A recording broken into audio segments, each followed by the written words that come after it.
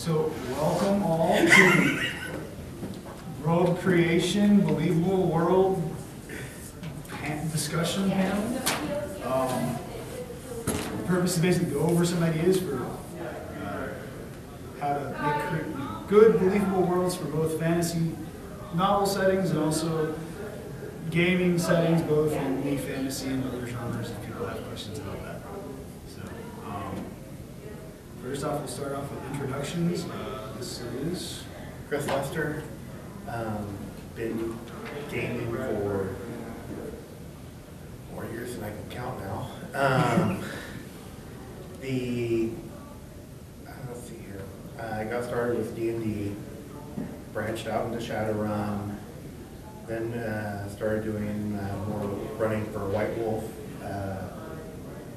vampires and LARPs. Got into the average system from that, and then got into Pathfinder and BFM, and not to be confused with another several letters, but that's about it. Confusions of acronyms are always nice. I'm Joseph Marks.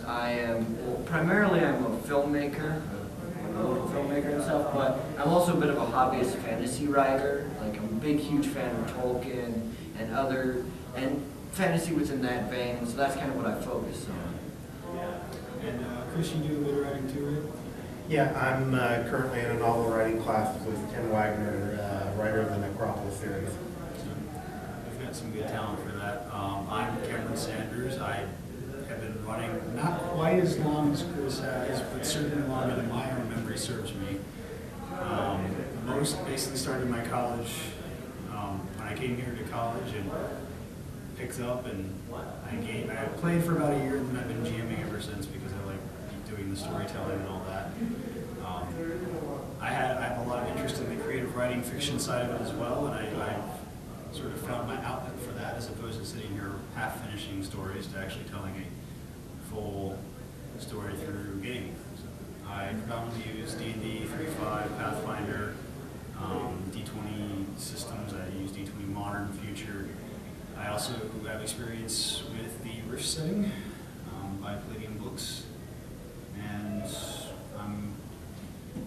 I've also tried to branch out to as many other worlds and systems as I could. For instance, today I'm going to be possibly running a Marvel. Marvel game after this. But we'll see. So I'm predominantly here is from my gaming experience for world creation and things like that. So, all right. So next on the agenda, basically, is sort of how do we start off, guys? How do we? What do we mean by world building? Creating believable worlds. Why do we need to do it? When do we need to do it? Sort of. Oh, just one. Take it out of water for a moment. Leave. Your teeth on a liar. Well, there's a water to share right now. I need to give the shower of people some water. Yeah. Never have too much water. Would you like the water, Chris? I still got caffeine. I'm Good. good. That's always good. What? My caffeine's in my car. All right, so yeah, sort of what is world building? What do we mean by this when we use the term, and what does it do for us? Why do we do it? So, either of you want to start off? For most, I think world building, when it comes, particularly with fantasy writing, I think in gaming it's used as kind of a means to expand the world, make it seem like, the world doesn't stop where the DM doesn't describe it, but kind of that it's an aspect of the world. Like, it can be something as minor as, oh, hey, this dude goes every day to the market and buys one loaf of bread for any reason whatsoever. It means nothing. It probably will have nothing to do with the story, but it makes it seem like there's, it makes it seem like the world doesn't just stop where the DM or the player isn't involved. Like, because in most stories, in the real world, for example, most people aren't the center of the entire world. But in a lot of really bad writing, that ends up usually being the case. You know, the world is doomed unless some hobbit or some dwarf comes in to save the day from the dragon. So, to you, it's just expanding on the single narrative. So, Chris? Sorry. If you had something else. No, it's fine. For me, it always starts with a question. What if, how would this work, those sort of things. I usually start with how countries or how cities might work, how they might operate under certain conditions.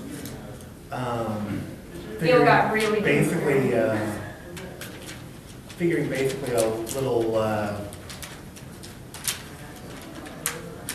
how it works, I guess is what I'm saying. How the laws of physics might work, how magic might interact with that, and basically how people would react to things. For me, it's kind of like a little bit of both of that. We'll lean more into it because I treat world building more sort of like this world didn't exist until I put effort into it for the players to use it, and it's it answers those questions. What is this kingdom? What does it do? Things like that. But it also answers the questions of how does magic work? What type of magic is there? And on the more detailed side, it is sort of like, what are those NPCs doing? What is their routine? Are they doing something that the players want to interact with, or is it just sort of background for the players to feel like we aren't, We're not the only person here. As soon as we leave from this town, it will never be mentioned again. It does not exist once it's done. Yeah, and I've played in games where that is the feeling, and They're not they're as just fun. some They're very, not as very immersive. egocentric characters. They're not as immersive. And I think what it also kind of comes down to is, he was talking about you inventing a world. I've always felt that it's much more like the world already existed. It's just that the writer is rediscovering it. They're figuring out little nuances and complexity. It already exists. It's just you have to ask the questions of how it's getting there. Yeah, and then there's the opposite end problem that sometimes comes about where you thought you put enough detail into a character that they just kind of go, okay, and move on. Yeah. And then all of a sudden they keep going to this character for more and more information, and you're like, I've got other characters. Yeah, somebody you planned as sort of as a meet and greet turns into a constant contact type thing. Or sometimes the blessing in disguise turns into an antagonist you use later. Yeah, and it's one of those things where trying to define it kind of tells you sort of where you're going to go with it as a GM, as a writer. Is do I define it as I'm making the entire world, or as I'm setting the plot? Well, do you usually know the people who are the characters that are coming into the world from your party before you create it? Well, I mean, you may. This is sort of help you guys get an idea of what we meant by world building, what we're going to be talking about. Yeah. And that's kind of where the differentiation between gaming and Yeah. writing is. Gaming, it's you take characters that other people made and you see where the story goes and the settings and things, how they'll interact and they'll go into the story. Whereas the writing, whereas in writing, it's very much more about the characters that you make as the writer. You also help create the world, but the characters who oftentimes will already exist, or the different backgrounds you've created necessitate certain characteristics about them, or or like the plot. The plot will usually end up being the first thing you make, or the big strife between good and evil. That's almost always the first thing when it comes to writing is, who is the bad guy and why is he bad? Yeah, and that's sort of. I like more ambiguity too much for that. And that's sort of like the second part of the point, which was what does it do for us as players and GMs? Well, for me as a GM, what doing role playing does is it allows me this background for my players to be. And if my players ask me a question of, why do we need to head to this town, I can give them the important people that are there, or the important locations that they may want to see or interact with. It also lets me give the players a little bit of history so they can feel like they're a part of the world. One of the biggest things I focus my world building on is so that when I have players who create characters, I know where they are in the world, so I can tell them, hey, you're from this section of the kingdom, this is the town you're from, this is what it's like. We're not starting off there, but this is your hometown. This is where you grew up. And I like having that information for the players because it helps them refine their character more and that type of thing. So for me as a GM, it gives me the background to plot my story against. And Because often it can actually provide me with the background, like provide me with the buildings. Because a good character design shouldn't explain everything about the character, because then that can often write you into a corner, like, oh, why am I doing this? Oh, you're not going to do that because you're a rogue. You're not going to. Why did you go do that? And it becomes really hard. Yeah. If it's a little bit more ambiguous in gaming, but with fantasy writing, there really is no ambiguity. You're eventually going to find everything else about these characters. Yeah. Now, I've always looked at it as kind of a give and take, so to speak. It's if you have the characters, they're your focus for a game. They're going to be your main characters. And as such, it's not so much that the world revolves around them, but they're the ones who are going to be exploring the world. It's going to be through their eyes that they see It revolves everything. around their interactions with the world. Right, their The perspective. adventure, it revolves around the adventure, but not the world. Right. The world is just a setting. And sometimes it's just a question of which direction the characters would like to go. And that if you are prepared, or at least have enough of a rough outline to make the world seem real to them, then they'll go in whatever direction, and you can still have something placed forward so they can still feel like the world's still real. And that's one of the big differences to me between novel writing and gaming is, as a writer, you know where your characters, your players are going next, whereas as a GM, you have no idea. You can give them clues and hints, but they may decide to completely ignore you and run the other direction. A lot of time to do that. Yes, especially if you have ones who are like intentionally, that's what they like to do. They know you want them to go here, so they're going to go somewhere else. So with that, having all that stuff, that brings us to the next thing, which is sort of getting started, the basics. What are the basics of role building in writing and in the so how do you guys get started with building? Is there a style you prefer? To give you an idea what I mean, I sort of view that there's two styles as far as game master world building, which is the in-building versus outbuilding. Outbuilding is where you start with the larger world, you get all the larger world prep, you do all this work, and then you focus on, and then you don't have to do anything because then it doesn't matter where the players go, you have all this stuff done. In-building is you do a little bit of that. You just cover the basics, you get the map of the kingdom, whatever. But then you focus more on what are my players working on right now? Where are they right now? What do I need for this week and next week? And that, as they explore the world, you make more and more stuff.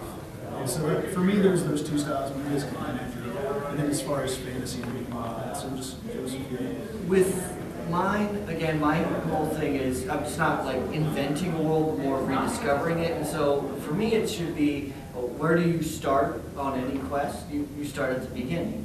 So usually the first thing you're going to find is, who is the bad guy? Why is he the bad guy? What did he do? And what does he want? And once you've established that, then you have to go, well, who is he fighting? Who are the ultimate good guys? And those are usually, in most fantasy, it's gods and demons and devils and things like that. And then once you establish kind of that mythology,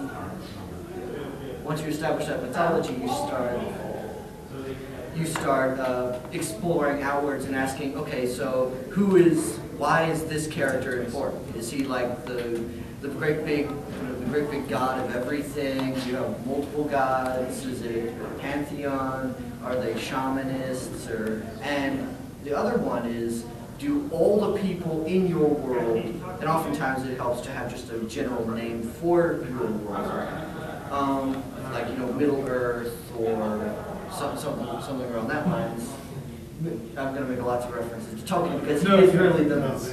If you want a great example of world building in fantasy Right. writing, Tolkien is the definitive guy. But essentially it's just, do everyone in your world worship them, or worship these gods in the same way? Are they considered to be real? Or, because we know the bad guy is going to be real because you're going to be fighting him. But is everything real, or is it just hearsay? Is it just kind of a myth? Is like, our perceptions of how these gods work, are they made up by just one race or one group of them, and they actually act in an entirely different way? It's completely subversive, and so when you write your story, that's actually what you're going to find out, is that everything you're told is actually subversive, you know? And so there's kind of those questions you have to consider. Establishing your mythology helps to establish the rules, and then you can allow all the crap to happen to your characters. Yeah, and that's, you know, that's kind of like the big questions, gods, magic. What's the style of my world? Am I high magic, high fantasy, or am I nitty gritty? Hey, look, I found a magic sword, and because of it, I'm the, you know, ruler of the planet type of thing. So, Right, and establishing your magic is probably the most important thing in fantasy, because if you don't establish your magic, there's no rules, and there's no restrictions. So basically, you could You have explain. to figure out what parameters the. Right, it has to fit within certain parameters, otherwise you're just going to make all your characters in the magic god tier. It's going to be why be anything other than Jedi? You know, the Jedi are awesome, why be anything other? so you, Now, I tend to take a slightly different approach than either of those. yeah. I refer to it as cheating. I ask my players, what do they want out of the game first? If they're just wanting for something for entertainment value, then I have a lot more free reign. If they're looking for something a little new and interesting, then I've got to put a lot more work and effort into it. And then if they're wanting something serious versus something more comedic, I also have to tend to put more work into it at times. There's kind of that old joke about how most fantasy DM or D&D games start off with like Tolkien riding down with Aragorn and dwarves and elves, and it ends Monty Python and the Holy Grail. Well, with mine, it's the one I'm currently running right now. I'm jokingly referring to it as Gangsters and Dragons. It's D&D set in a 1930s style world, complete with Tommy guns and everything else. And certain things happen that just, yeah, it starts off, I was trying to start off with something a little more serious and a little more grim, and due to events just from the die rolls, it turned into kind of slapstick comedy night. And I find that sometimes that humor helps you. Oh, You yeah. know, helps keep everybody in the game. Yeah. And it's going to be kind of inevitable in like role-playing, because you're not dealing with a fantasy character who's limited in their knowledge. You're dealing with your players who know all the references. They know all the cliches. They know, oh, we need to talk to this tavern wench. Why? Because we have to get a story going, like for no other.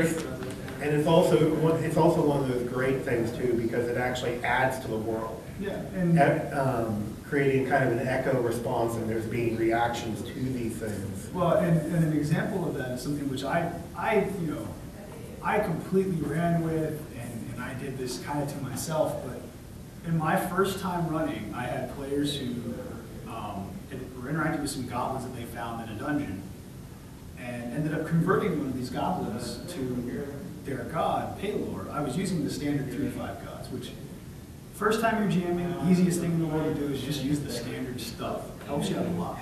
But as far as when I started, you know, as far as world building that I say, just, you know, there's two types really. To me, but there's so much that falls in between the two.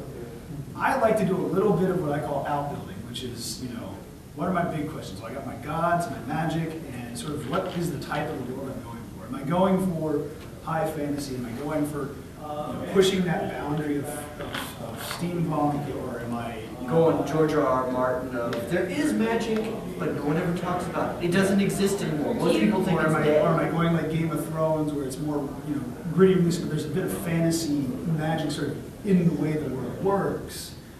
Or am I going to go, like what I do with my D20 Future game, which is basically, hey guys, I read this in I read this neat little thing in a science fiction book so many years ago. I love it. I'm gonna rip the hell out of it and use it to inspire something in my world. Because that one I just sort of did for fun. And I told them, look, you're gonna see shit from sci-fi shows and books, and it all just works. Do you have to consider like the terrestrial things about like climate and poverty and all that stuff? Well, You really, we'll get to that. maps, that comes in with maps. Okay. We'll get into like how do we make this world believable, and we'll get to that in a second. But I like that whole. And going back to this, is I was just using the payload gods. They convert the goblin. Well, the goblin ended up being played by a guy who basically could join our game for half the game because he had another game at the time. So half the night he was a goblin, and it got kind of ridiculous because he was a good role player, but he embraced the goblin attitude. And now I have an entire section of the Church of Paylor in my world. It's nothing but goblins. He is, since he's now dead, he is now a demigod / saint of Paylor. He's a prophet. He was a prophet. He is now a saint because he's moved on. He's brought the light of Paylor to all the goblins in the land, or killed them. And it's also led to some other things, like he ended up joining the king's military, and he's by far one of the craziest characters I've ever had, because he basically ended up making this goblin strike force unit that's sole job is to jump out of perfectly good zeppelins. So that's you mentioned something that I've done. Taking the science fiction element and using it to help build your world. yeah. I've done that before in some fantasy games. Taking the lightsaber because I like the concept. Yeah. I created it for a magical universe. I just called it an every weapon Yeah. because all it was a hilt, and it was whatever you picked, you were proficient with. The first weapon you came to mind. That's how it manifests. And you see, and that's kind of a neat idea how to do that.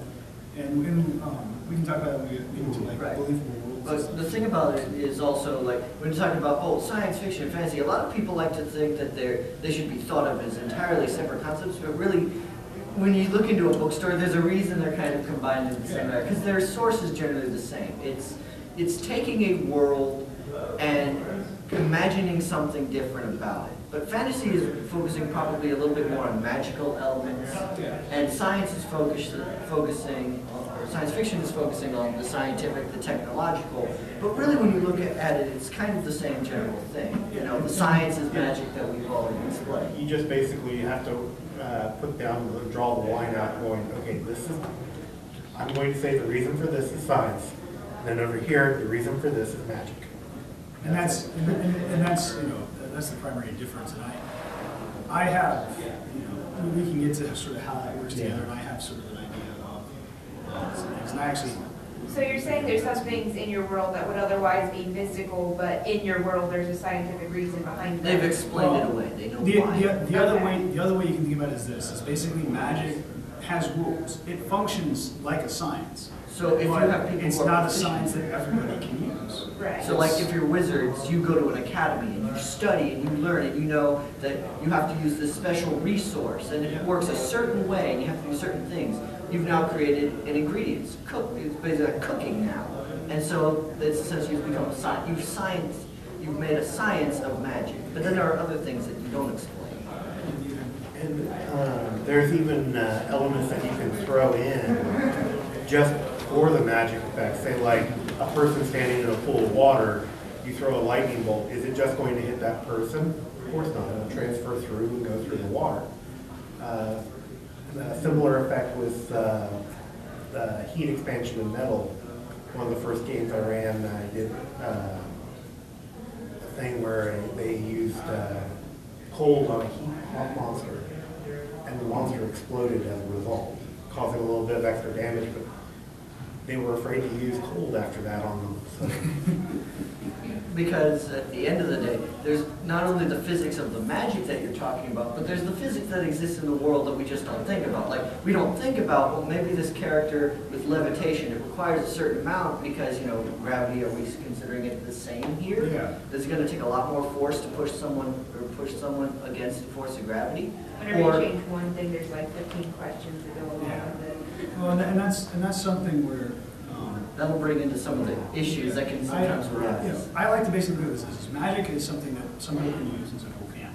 But ultimately, physics apply to the effects of magic to a certain extent. For instance, if you cast a fireball, which is a 40-foot radius spell in a 10-foot by 10-foot spot, it's not going to stay there. It's going to want to go somewhere else. A similar thing with your ice monsters. I had players who cast this fireball in a very confined room because they'd open the door and there were monsters inside. And they were out in the hallway outside. They were like, oh, it's a 20 by 20 room. I can get all of them with that fireball. They weren't taking into account that it was only 5 feet tall. So there's a significant amount of force left over from the fireball. It didn't go anywhere, so I had to come down the hallway at them. From then on, they were very careful about where the spells went when they did it. And that's sort of this sort of conservation of, Energy. Conservation is like, if the spell says it does this, and it's not a spell that intentionally conforms itself, like, there are ones that, if you try to make it bigger than the space it allows, it doesn't go any bigger. But, those are certain things with certain game types, but it's things like that. Now, we're running a little lower on time, so I just want to move real quick through sort of things like focus points. How do we?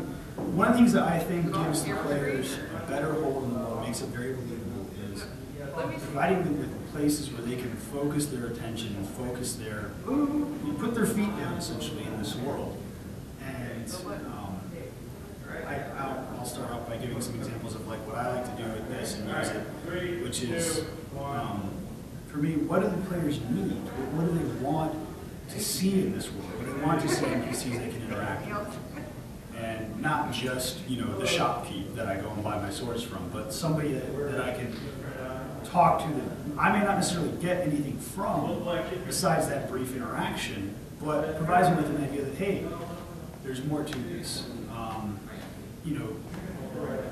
I've had things where I've made an entire town and they've stayed there for less than a day because they're on a quest moving through, but the fact that they were able to hit this town, I described it to them, and I had a few people that they interacted with. Even though I told them there's more people here that you see, they only really interacted with 3 people in the town, but they had a good impression of the town, even though they had to go move on and do other things. It's different than just, I'm going from point A to point B, and I kill things at point B and go back to point A. They feel like there's more to it. Those games don't last too long when you do that. And then what I've also helped is having maps that you can hand people and see where they can see themselves. And this kind of plays into the weather question you asked about. It kind of runs counterintuitive in that if you want them to believe it, sometimes you have to throw out some of the fantasy elements that you'd like. Like, I would like nothing more than to have this really cold desert in the middle of the forest for no reason whatsoever beyond the fact of a historical magic reason. Well, if I can make that historical magic point, I'll use it.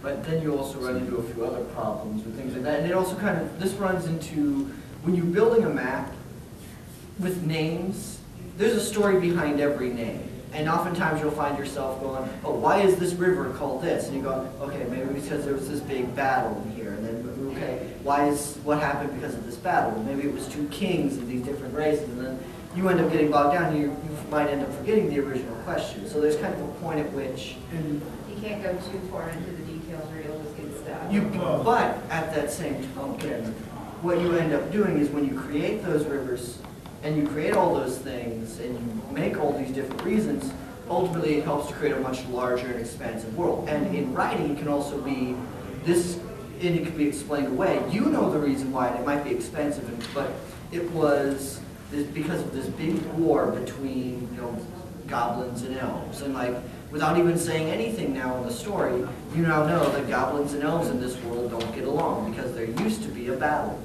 Like, or maybe there's still some anxiety between it because this river that you just randomly walk across in the story was named after it. You know, it was named after a battle or something.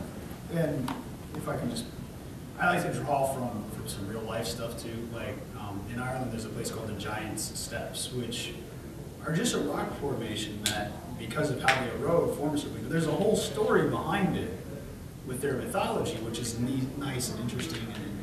And that's the type of thing that I like to do. Like, oh, this may be a natural formation or a natural weather pattern or something, but my fantasy world's come up with a fantastic explanation for it.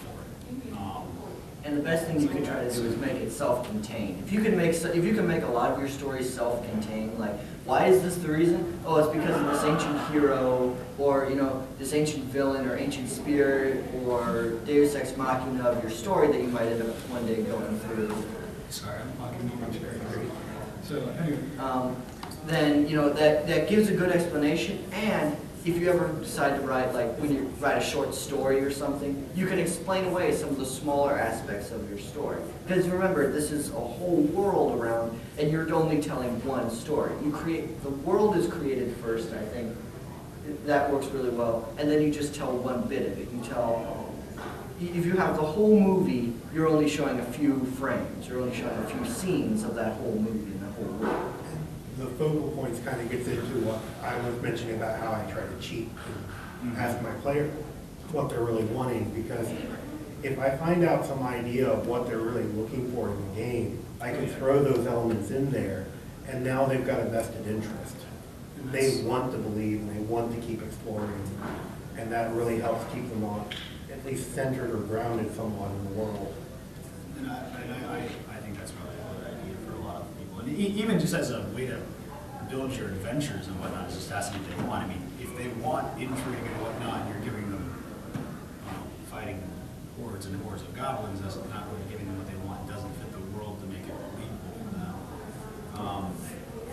And I do that type of thing, but I also kind of like to sort of surprise my players. Like if they think they're playing one style of game, they may actually be playing two different styles of games. And that's sort of something where I like to, I like to cater to my players, but at the same time, I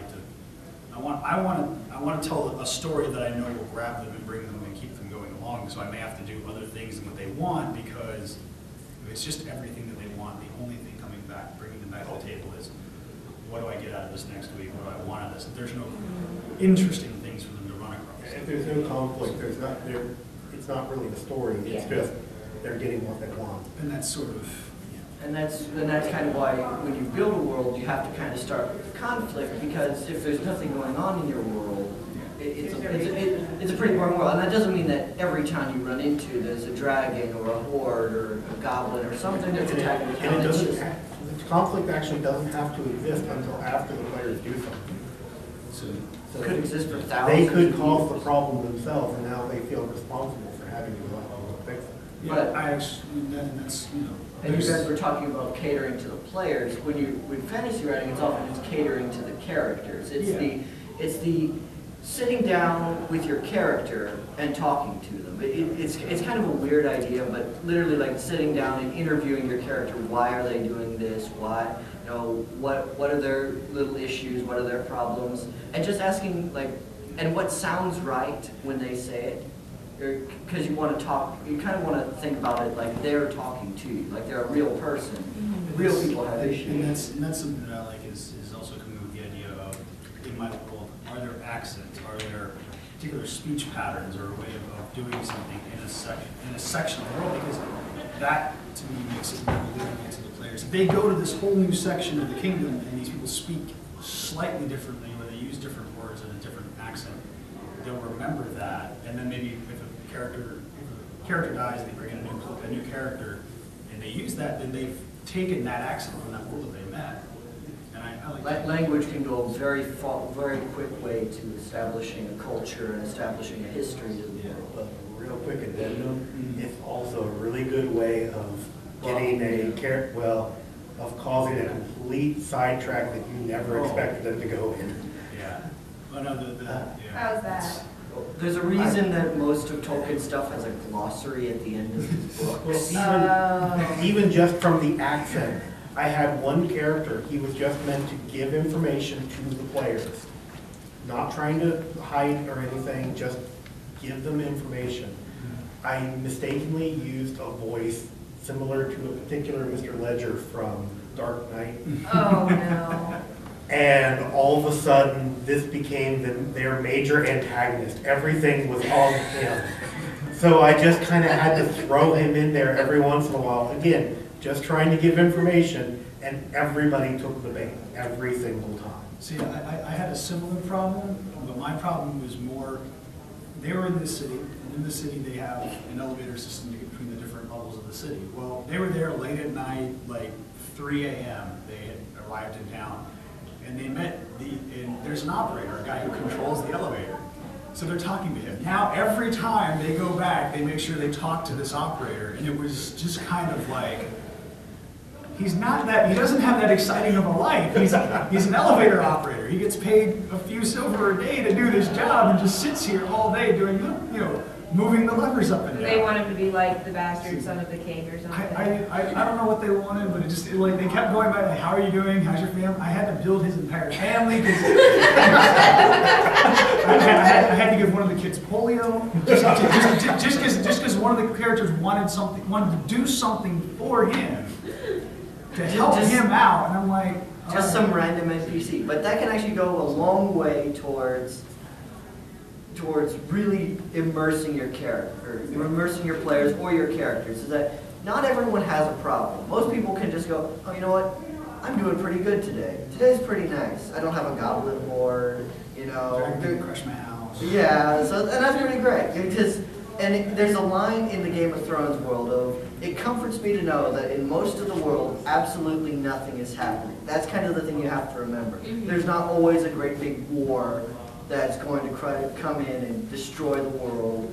There's no great big army on the horizon that's going to come rape and pillage. It's just, oh no, the cow got out. And that's usually the biggest issue most people in your world are going to have.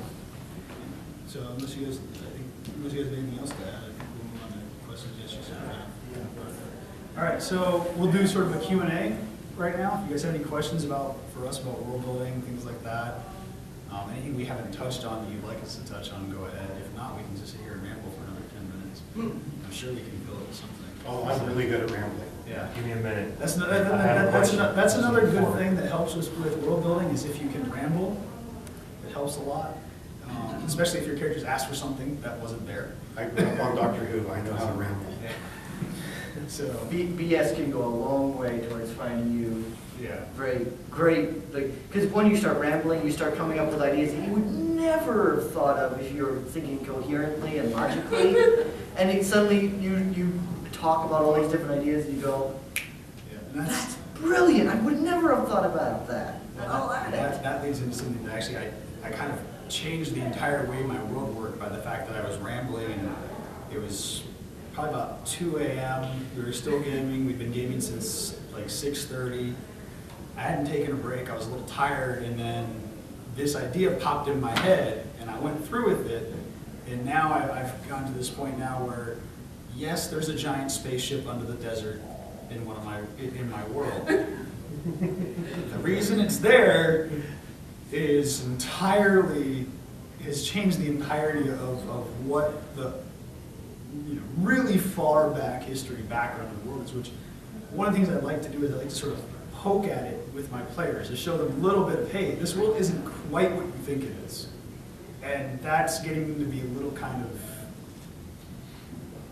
wary about poking the world. I'm going to out myself here as one of my players as to what I do. When I start... I just did that too. Thanks. When I start rambling, it's really for me to pause and figure out exactly what I'm doing, because the players have just taken a left turn that I wasn't expecting them to, and I'm now trying to fill in data. So it tends to happen quite a bit with my current group. I'm kind of surprised they haven't made a complete 360 yet. But. So, yeah. Have you guys had any times when like the players have done something so catastrophic that like you've had to redraw the map pretty much. I haven't had to redraw my maps at all. Yeah, I have significantly destroyed, like, you know, had to rewrite sections of my history because of something characters did. I've had the players bring down a floating continent on top of a neighboring nation and kind of cracking the world, and the people that were in the underworld came out. So yeah, they kind of had some major influences, but in all fairness, they were fairly high level, and I kept giving them hints that they weren't supposed to do particular things, and they went and did them anyway. We see sometimes giving those hints. Makes them think, yeah. That happens in fantasy writing a couple of times too. Like when you're rambling and you come up with a great idea and you're like, "That's brilliant! I'm going to totally add it." And it changes. And it goes, "But if this happened in history, then wouldn't this whole existence, this huge big desert I built on the other side of this mountain, like that totally doesn't fly anymore?" Like, damn it! Now I got to figure out another reason that existed. For me, most of my catastrophic changes from characters have come more in the means of changing the story of history. Not necessarily they wipe something off the face of the planet, but now I have to go and actually change the history of what this race did, because this guy went back in time and fucked with what they did before. So, Or maybe it started a new religion, and that religion causes conflicts everywhere. So that religion is one of the best things you can add to a story to get conflict going for no reason whatsoever, because it requires no explanation, it requires no logic or sense, and everyone is going to hate each other for it. and I like Just like the real world. And I like having this thing where I let the characters have an impact on the world that isn't necessarily catastrophic, so they are less likely to catastrophically end the world. Now, I just feel that's sort of like, I let them do these little things that they can come back and look at and see that they've had an impact, so they realize they're having an impact without being like, we're going to blow up this town. And that's probably one of the hardest things as a game master and storyteller is this is kind of like your child in a way. And you're sitting there and handing it over to the absolute worst people you know you should never hand the kid off to. And you're just waiting for all the swear words to come back, all the questions you don't want to ask and answer. Well, and I can You can often as preempt and just add a them in player, yourself. I have drastically changed somebody's world for the worst by making the first written language, and it was called Falliform. So, and this is something where we actually worked out a lot of phrases and certain things. It was a pre-civilization game. It was all pictogram type stuff, hieroglyphic type stuff, and we just sort of like, it was like the worst possible language you could, but it was the first written language of her game, and she had to accept it, and we just kept using it. And at one point, we volunteered our services to put the language on a shopkeep's sign. So, for a nominal fee, of course. Yeah. But that brings a sidebar. Do not underestimate the power of aggressive advertising. You can start riots with it. It's a long story. So, any other questions? Or we just get a dead thing for the next 5 minutes? Any other questions about like world building? What advice of how to get started or do certain things or things like that? Because I know we haven't really touched on a lot of things. So, when I originally came into it, I didn't think we'd fill up an hour, but almost done. We just have to fill up pretty good. So, unless you guys have anything that we haven't touched on either. I think we've covered a lot, and the one thing we kind of skipped over, or just very briefly touched on, rather, is probably the idea of pacing. Sometimes you need stuff to happen in your world just to keep the story moving. And it can be anything from a small little reminder to you have a tree fall in their way so they have to go around and you have them run into somebody else that way. Yeah, and I've had this problem too, where the players are doing things and they're waiting for the impact to come. Or when you do the world building, you set up all these things like, you know, you set up the kingdom, you set up the political systems, and you set up the economies and stuff like that. Well, if your players did something and it's going to change the way the kingdom works, and they're waiting for that change takes time. So now you have to pace out, and you're like, well, I could just time jump through it, but that hurts their vision of how it works. So it's best to have some filler stuff in there. It's just gotta. I'm a big believer in making the world believable, because things happen at over a certain time. The reaction to your action is not usually immediate. So, you know, if you, as the players, go and take out this big evil guy, okay, you've killed him, yeah, and his immediate plan is over, but, you know, the effect that it's going to have on everybody else isn't felt till later. And at the same time, there's, you know, all right, you've killed him, but did you get all of them, or were there more people? And it kind of wrap it all up in a nice little thing. At least the game is. Yeah. Best thing I can do is paraphrase, of all things, Dr. Manhattan from The Watchmen. As a game master, the only difference between you and the players is you can see the strings.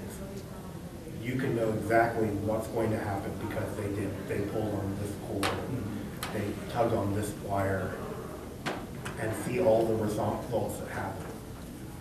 The pacing when it comes to writing runs a little bit different, if only because with writing you're focusing a lot more on the characters, and there's going to be a lot of times where your character is just sitting there thinking to themselves. And that's where a lot of the history and their personal knowledge of things can really play into hand, because then if they're going into their mind, you know, the reason they believe certain things, they can go into that and they can explore. So that's world building is important with that, because it helps explain away maybe why they believe a certain thing, they act a certain way.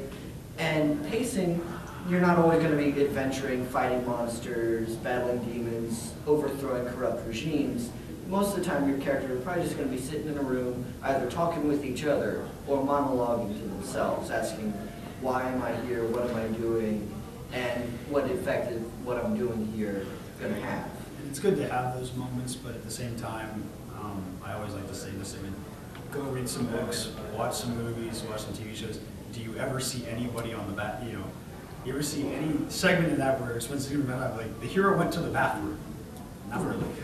Right. Because you want to sometimes gloss over some of that sort of hanging around, you know, discussing. If you know that it's going to be important to the story, like if they're having a big existential crisis, you don't need a big, huge fight for that to be going on. You could just have them sitting in a room staring at someone. Best, craziest example ever, the Series 24. Yeah, and that's sort of.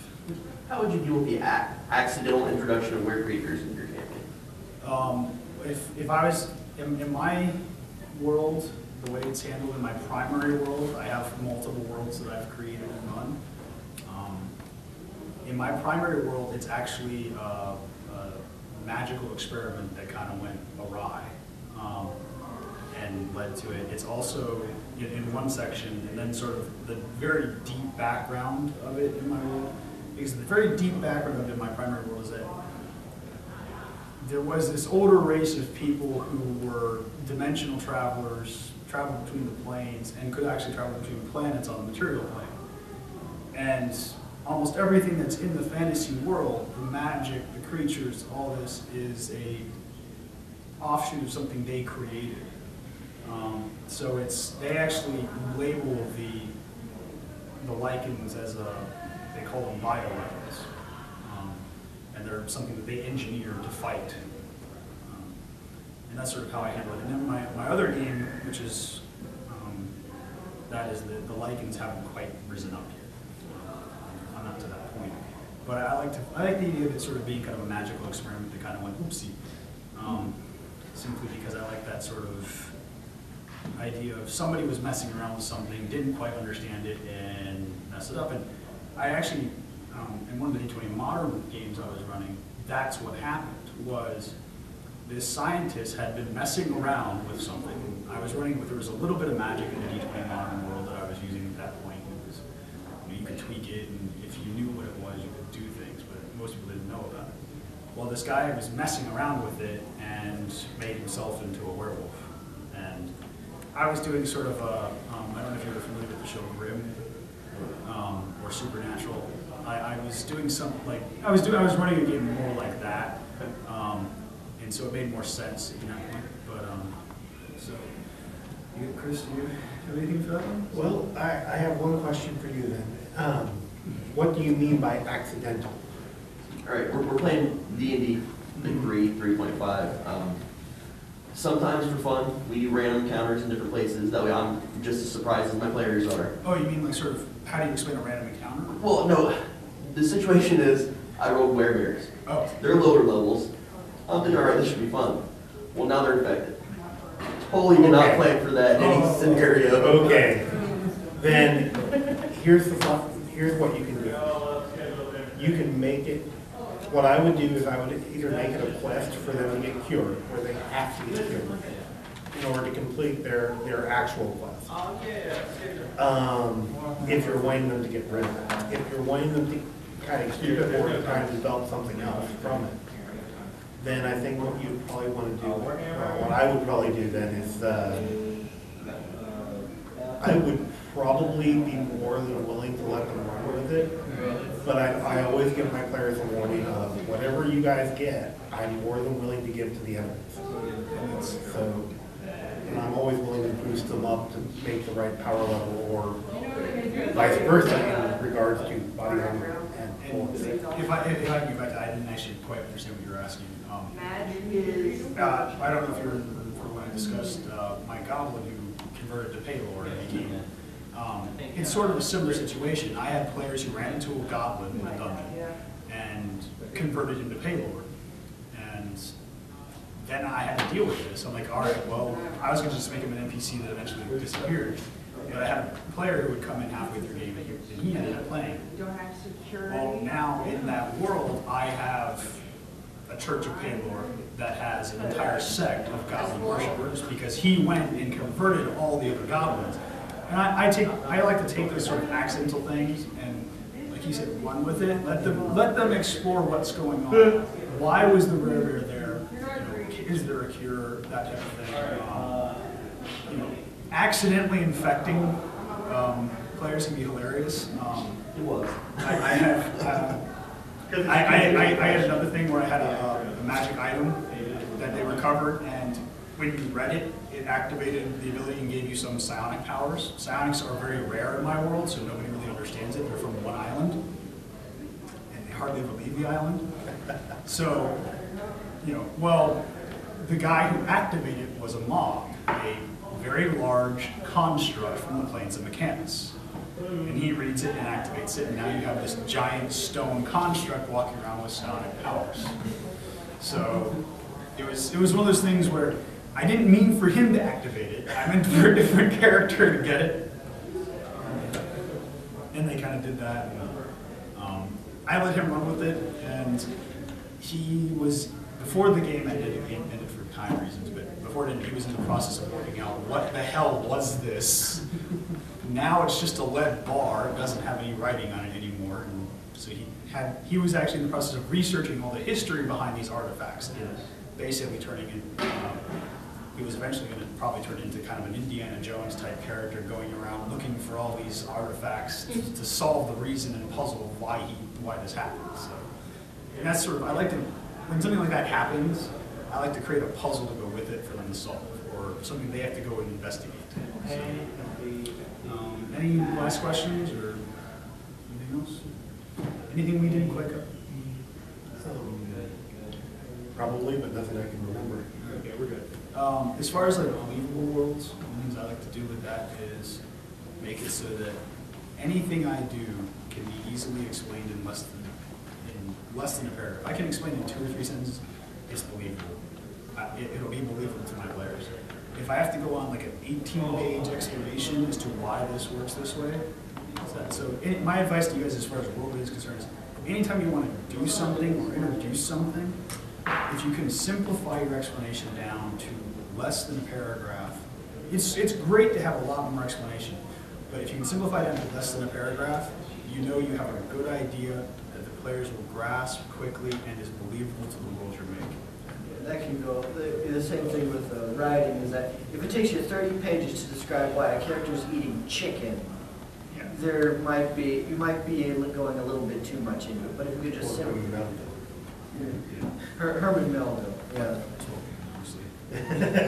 George R. R. Martin is also pretty bad. Oh, yeah. A lot of fantasy writers are really bad. They go on the whole, let's describe everything. Well, I'd say that the biggest thing for believability in the world is just the, I follow one simple rule that does it make sense? If it makes sense to me, it most likely will make sense to my players. At least I hope so. Well, and that's right. Yeah. So if I can simplify it to make sense in Yeah. a paragraph, less than a paragraph, that to me would make sense. That's all I've got to add. So, all right, well, I think we're basically over by 5 minutes, so good job. So, thank you for coming. And GMing advice. Is that the next panel, the 101 is GMing up one? next, yes. Okay. GM 101? GM 101, GMing advice. I need to figure out if Brad has the I think we schedule. may-